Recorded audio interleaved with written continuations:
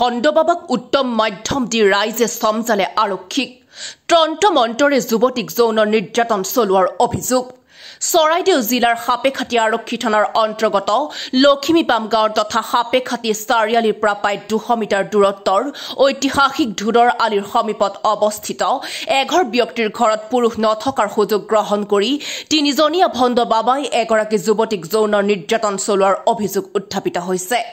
উল্লেখযোগ্য যে লখিমীপাম গাঁৱৰ অৱতাৰ সিং ঘৰত আজি দিনৰ প্ৰায় 10 মান বজাত তিনিজন সাধু বাবা উপস্থিত হয়।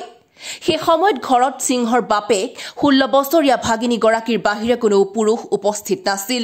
পুৰুষ নথকাৰ সুযোগ গ্ৰহণ কৰি এজন সাধুৱে ঘৰৰ পূজা মন্দিৰত কিছু সামগ্ৰী থবলৈ কোৱা আনজনে ভৱিষ্যত বহু ডাঙৰ উচ্চ বিষয়া হ'ব বুলি কৈ এটি ৰুমলৈ নি তন্ত্ৰমন্ত্ৰ কৰি মুখত সোপা দি যৌন নিৰ্যাতন চলোৱা বুলি অভিযোগ কৰিছে যুৱতীগৰাকীয়ে। সমগ্ৰ ঘটনা যুৱতীগৰাকীয়ে মোমাইকক ফোনযোগে অৱগত কৰাত কাষৰীয়া গাঁৱতে থকা অৱতাৰ সিং উপস্থিত হৈ স্থানীয় ৰাইজক সমগ্ৰ ঘটনা অৱগত কৰে। স্থানীয় ৰাইজৰ সহযোগত দুজন ভণ্ড বাবাক ধৰি আনি উত্তম মাধ্যম দি হাপেখাতি আৰক্ষীক সমজাই দিয়ে যদিও এজন পলাবলৈ সক্ষম হয়। News desk report Ranganadi live. মোক ফোন কৰিলে ভাগিন ছোৱালীয়ে যে মামা এনেকৈ মোক মিছবিহেভ কৰিলে সাধু এজনে। মই লগালগকৈ আহি মই ক'লোঁ ক'ত গ'ল, মানে চাৰিআলিফালে গ'ল। চাৰিআলিফালে গৈ বিচাৰিলোঁ, কিন্তু প্ৰথম যোনজনক ধৰি আনিলোঁ সেইজন নহয় বুলি ক'লে। তাৰপৰা আকৌ গ'লোঁ, আকৌ সেইজনক ধৰি আনিলোঁ। মানে আপোনাৰ ঘৰ মোৰ অৰিজিনেল ঘৰ এইটো লখিমীপাম গাঁও, কিন্তু মই বাগমৰীত থাকোঁ। আপোনাৰ নামটো? মোৰ নাম অৱতাৰ সিং। এই ঘৰ গৰাকীৰ নাম কি? গৰাকী আমাৰ বাইদেউৰ হ'ল আপোনাৰ কি কয় খুচি, ছোৱালীজনীৰ নাম খুচি কয়।